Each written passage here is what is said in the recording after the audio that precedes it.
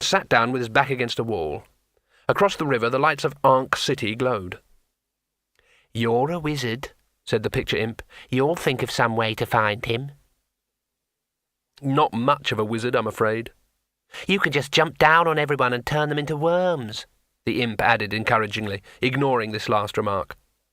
"No, turning to animals is an 8th level spell. I never even completed my training. I only know one spell." "Well, that'll do." "I doubt it," said Rincewind hopelessly. "What does it do, then?" "Can't tell you. Don't really want to talk about it. But frankly," he sighed, "no spells are much good. It takes 3 months to commit even a simple one to memory, and then once you've used it, poof, it's gone. That's what's so stupid about the whole magic thing, you know. You spend 20 years learning the spell that makes nude virgins appear in your bedroom, and then you're so poisoned by quicksilver fumes and half-blind from reading old grimoires that you can't remember what happens next." "I never thought of it like that," said the imp. "Hey, look, this is all wrong.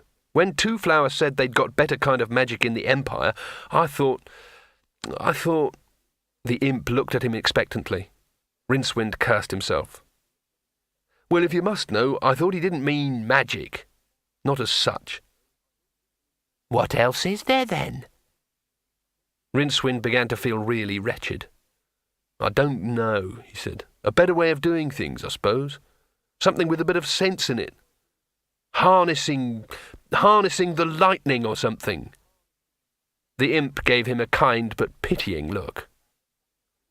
"Lightning is the spears hurled by the thunder giants when they fight," it said gently. "Established meteorological fact. You can't harness it." "I know," said Rincewind miserably. "That's the flaw in the argument, of course." The imp nodded and disappeared into the depths of the iconograph. A few moments later, Rincewind smelled frying bacon. He waited until his stomach couldn't stand the strain anymore and rapped on the box. The imp reappeared. "I've been thinking about what you said," it said before Rincewind could open his mouth.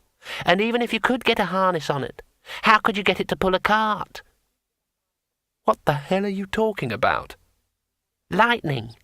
It just goes up and down. You'd want it to go along, not up and down. Anyway, it'd probably burn through the harness." "I don't care about the lightning. How can I think on an empty stomach?" "Eat something, then. That's logic." "How? Every time I move, that damn box flexes its hinges at me." The luggage, on cue, gaped widely. "See?" "It's not trying to bite you," said the imp. "There's food in there. You're no use to it starved." Rincewind peered into the dark recesses of the luggage. There were indeed, among the chaos of boxes and bags of gold, several bottles and packages in oiled paper. He gave a cynical laugh, mooched around the abandoned jetty until he found a piece of wood about the right length, wedged it as politely as possible in the gap between the lid and the box, and pulled out one of the flat packages. It held biscuits that turned out to be as hard as diamond wood. "Bloody hell," he muttered, nursing his teeth. "Captain Eight Panther's Traveller's Digestives, then," said the imp from the doorway to his box. "Saved many a life at sea, they have." "Oh, sure. Do you use them as a raft, or just throw them to the sharks and sort of watch them sink? What's in the bottles? Poison?" "Water." "But there's water everywhere. Why do you want to bring water?" "Trust." "Trust?" "Yes, that's what he didn't. The water. Here, see?" Rincewind opened a bottle. The liquid inside might have been water. It had a flat, empty flavour with no trace of life. "Neither taste nor smell," he grumbled. The luggage gave a little creak, attracting his attention. With a lazy air of calculated menace, it shut its lids slowly, grinding Rincewind's impromptu wedge like a dry loaf.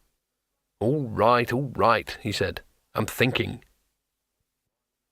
Emor's headquarters were in the leaning tower at the junction of Rhyme Street and Frost Alley. At midnight, the solitary guard leaning in the shadows looked up at the conjoining planets and wondered idly what change in his fortunes they might herald. There was the faintest of sounds, as of a gnat yawning. The guard glanced down at the deserted street and now caught the glimmer of moonlight on something lying in the mud a few yards away. He picked it up. The lunar light gleamed on gold, and his intake of breath was almost